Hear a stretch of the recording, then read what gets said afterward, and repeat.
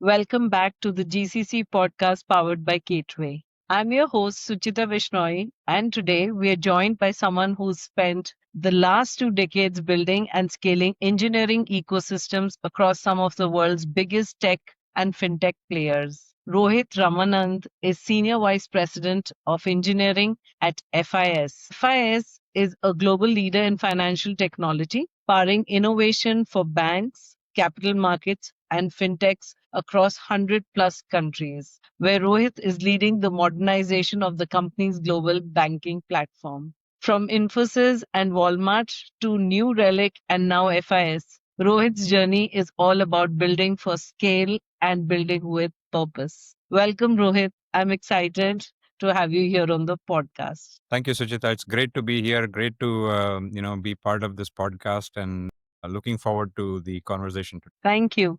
So let's just dive in. We've got 3 questions lined up for you, and let's get started with the first one, which is more to understand the industry trends that are shaping the digital banking and platform transformation. So, beginning with the first one, the banking industry is under immense pressure to modernize legacy infrastructure while meeting the expectations of digital native customers. So, what are the key drivers behind platform modernization today, and how is FIS positioning itself through its modern banking platform? And wearing the lens of a GCC site leader, I'd like you to take a stab at this question. Yeah, absolutely. I think it's a great question because you're right. Banks are under tremendous pressure, and Sure. the environment is changing. The expectations of customers are changing. As you said, digital natives coming in, are playing a big role in terms of driving a lot of this modernization at a much faster pace than what we would have thought earlier. True. If you look at it, there are two aspects that I think banks are really worried about as they're looking at their modernization strategy. The first is, the market forces that are basically playing right now. If you really look, there are a lot of pressure that's coming in from fintechs and big tech, which is basically kind of innovating at such a rapid pace that the traditional banks have to really modernize in order to avoid their loss of market share. Also, when you think of digital natives, like prior, in the olden days, we used to the only channel of banking was to go into a branch and basically bank over there, and really go and do some kind of operations in the branch. And Yes. there were no channels. Maybe the ATMs came in at some point, and then you had like internet banking and mobile banking, which Yes. basically came in. And so we used to use checks as a form of instruments to kind of transfer money. But today's Yes. customer, like you mentioned, the digital natives, right? They're really looking for 24/7 access. They're really looking at instant service delivery. They really want to have a smooth omni-channel journey, right? Like whether they're banking in a branch, whether they're banking using an ATM, whether they're using their mobile device. They really want to be able to interact with the bank in whatever they choose to interact with the bank. Yes. They're really looking at frictionless interactions. They're not looking at having to talk to somebody or get onto a call and be kept on hold for 30 minutes, saying you're in the queue, wait for Yeah. your turn kind of thing. They're Yes. really looking for a high degree of personalization, right? Because today banks are generally standardized, right? Like, and what customers are really looking for is, can you give me something for knowing me as Rohit, right? Like what I'm doing with the bank today, and can you give me what offers are relevant to me for the value that I'm driving with the bank, right? And the other True. aspect is self service, right? Like just to change a password or just to kind of do an account balance, I don't want to spend 30 minutes on a call. I want to be able to self serve myself whichever way I can get whatever information I want and whatever I'm trying to do with the bank much faster. True. And finally, like I'm also looking as a digital native myself, I'm looking for things like a lot of financial management tooling, right? Like which can help me, which can be predictive, which can tell me, if you do this, this is what will happen. This is the instrument which can probably give you a better return than something else. So these are big drivers, right? And then when you finally look at agility and speed to market, right, the whole ability to rapidly transform, right, is a big thing as well, right?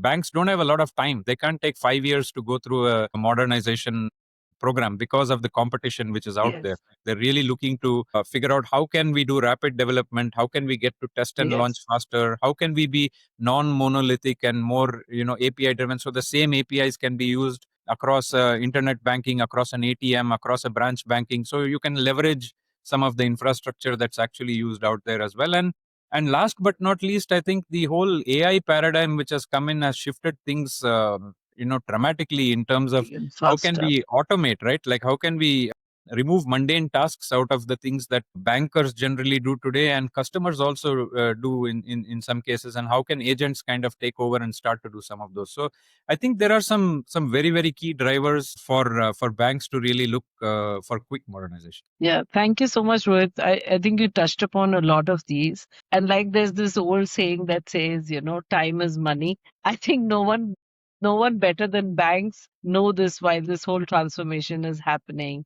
right? And Yeah, yeah. none of the customers really have that much time to go to the bank, visit a bank to get a transaction on. And so, based on everything I just said in terms of some of the drivers for banks to look at modernization, Sure. one of the things we are doing with the modern banking platform is to really find a way to break most core banking solutions that have been running for 50 years and 60 Okay. years. And they're really legacy systems that are running on mainframes, and they're big monoliths, right? Like they're big monoliths. It's very hard to break them down and really provide that flexibility to either reduce cost, bring efficiency, have agility to kind of enhance, test faster, like I was talking earlier, right? Like, so these monoliths actually create problems. So as we built modern banking platform, one of the things we did was to try and break that monolith, right? Like, and provide flexibility and allow for phased modernization, because modernized banks don't like to modernize everything at one shot. Like there's a lot of financial, what we're allowing for through modularization and breaking the monolith is a phased migration, right? Like, so banks can really Okay. choose which modules they want to go with first, do those. We can coexist with the existing modules that are on the legacy systems. We have these coexisting connectors that can actually help. And so a lot of that allows the bank to have a planned and phased migration. I also think the fact that we are API driven, we're a cloud native Good. API driven solution, which allows for that easy integration, not only across different channels, like I mentioned earlier, but also Good. easy integration with the other ecosystem which is out there in the bank, right? Because the bank has a like Sure.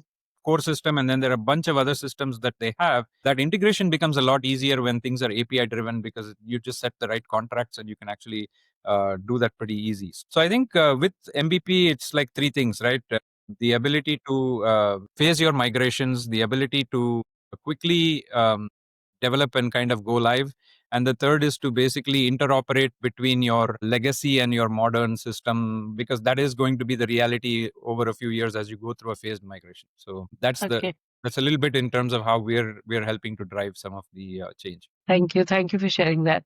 I'm moving a bit on the engineering strategy, you know. So, and especially that being at scale. So, you built and led high performance engineering teams across Walmart, New Relic, and now FIS. I was looking at your profile on LinkedIn.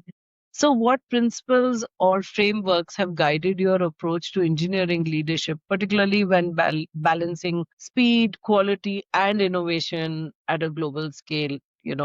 Again, catering to requirements across the globe. Yeah, I think this is definitely a challenge, right? Like balancing, especially speed and quality. When you look at it, right, they're actually inversely proportional, as I call it, right? Like as you increase your speed, generally your quality goes down. The As you quality increase your goes down. quality, you probably go slower because you put more traffic lights in the way of Yeah. the traffic which is out there. So it's traditionally been a challenge, because we've put in a lot of checks and balances to go faster, but those have always kind of led to a drop in quality. And then as we've tried to add more gates over there, the whole Mhm. aspect of leverage and being able to, whenever you have to leverage something, it takes longer than being able to just spin up multiple versions of the same thing and kind of go faster. So It's done. some of the things which I really look at is, how do you invest in some of the foundational capabilities that allow you to go fast but still maintain a high quality, right? And some of that is around investing in automation, investing in better collaboration tools, and that's like the bare bones basic that needs to be in place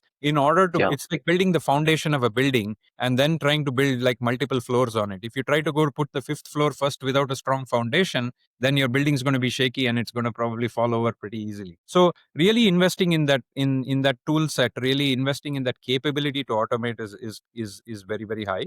And I think in the generation of AI where we're there, maybe we can make a generational leap also to kind of just go beyond automation into more agentic executions, right? Like where it's a little more Okay. intelligent Yes. and predictive, and being able to tell you this is what you actually need to do and this is what you need to execute, or this is where you have a gap and this is where you need to fill it. So I think that investment is something I have done in my career. I think that investment can get better with the advent of AI now. But once you have Yes. that foundation of being able to automate and being able to regress and test faster and make sure that you're not leaking defects as you're Yeah. launching something out, it becomes easier to use more modern engineering paradigms like true iterative development, right? Like, so where I'm not Okay. talking about the waterfall agile that many companies actually Mhm. follow today. What I call agile, it's agile, but it's actually waterfall disguised as agile. Like, but I'm talking about true iterative development where you break functionality down into smaller, meaningful parts and allow those parts to actually go and sit in your production systems and be used by somebody. But you cannot do that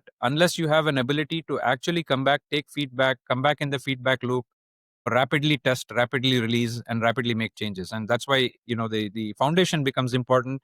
Then you can use, and we've done that. We've built foundations in many of the organizations I've had, and then broken our development down into smaller chunks. And when you think of something like innovation, I think of Yes. innovation more than a concept. It's actually a culture that you build in your teams, right? Like, Mhm.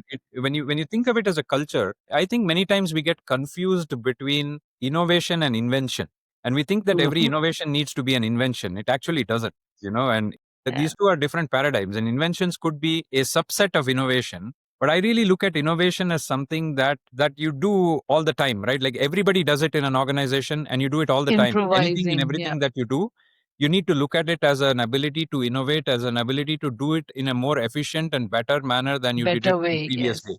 Yes. Yes. And Yes. so, like, a lot of organizations go and set up innovation teams and they set up innovation centers and they do a lot of these things. But in reality, innovation is everybody's job.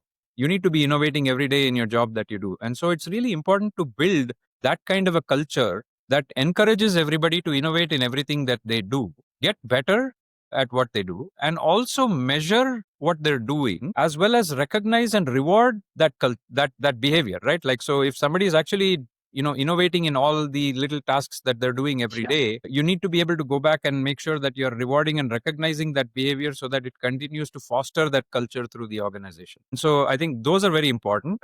Like I was saying earlier, like, it's very important to measure what you deliver. If you don't have clear goals and OKRs and you don't know what the end Mm. state is, then it starts to become very difficult, because you need to, for example, be able to know how fast can I push out a feature. And if you know what your current pace is, then like, okay, where are my bottlenecks and where do I need to actually go and fix something. And So thank you so much, Rohit. I think you touched upon AI, you touched upon culture, you touched upon innovation as well, which takes me to the future forward question, which is, with AI reshaping how platforms are built and teams operate, what shifts do you foresee in the way engineering leaders will need to hire, upskill, and lead teams? Because you're the site leader for FIS, right? So you also are responsible for ensuring that Sure. the team is upskilled at all times. And how do you see the engineering function actually evolve over the next 5 to 10 years? Yeah, I think there's going to definitely be a focus on a mix of core tech expertise, but with business acumen, right? Like, I think if you take an analogy, right, knowing how to use a hammer is great, but knowing when to use it and where to use it is probably more valuable to a problem statement. So I think it's important to really know, to understand technology, but also understand business at some point of time and really know where to use what technology to solve what problem. And I think that becomes really invaluable to an organization. Yes. And there's going to be a lot of focus on that to try and bring in people who can have a mix of this expertise. I think upskilling Hmm. of people, right, is going to need to be much faster than it has been in the past. Technology is changing far quicker than what it has, and at a much faster pace than it has in the past. And upskilling will have to be really, really, really faster in order to make sure that it is able to keep pace. People are also able to keep pace with the speed at which that technology is changing. So I think that's going to be really important, and it's also going to be important to upskill on the skills that are non-automatable, because we're going to have a whole bunch of skills that will be taken over by agents and AI in the future. But there's going to be a whole bunch of other things that I believe is going to be, non-automatable and require human intervention, and that's where we're going to have to focus all of our upskilling on. Thank you so much, Rohit. Thank you for sharing your thoughts. Now it's time for our favorite part, which is the fun round. These are quick, quirky questions with absolutely no pressure. So just say the first thing that comes to your mind and let's hit rapid fire now. Are you ready? All right, let's go. Thank you. So, what's your go to comfort food after a long work day? I generally eat once a day, but if I were to eat, it'll be dal and rice. Okay. I think for a lot of us, rice or khichdi is the Yeah, comfort yeah. food. Thank you for sharing. So, which is the most used app on your phone right now that you can't live without? I'd say Uber. I actually probably book a lot of travel. So, Are you there? yeah, I said Uber probably is like the most used app on my phone. Okay. Okay. Thank you for sharing. So, is it tea, coffee, or green tea? What fuels your yeah. None of the above, I would say. Okay, let me take this as water then. Yeah, water Thank definitely, you. yes. Yes, keeps you hydrated and going. Thank you. Thank you for that. So that's a wrap on this episode of the GCC podcast. Rohit, thank you for joining us and for sharing what it truly means to build the future of fintech from inside the GCC. To everyone listening, thanks for being here with us. Stay tuned for more episodes, more leaders, and more behind the scenes stories from the global capability world. Until then, stay curious, stay future ready. Thank you.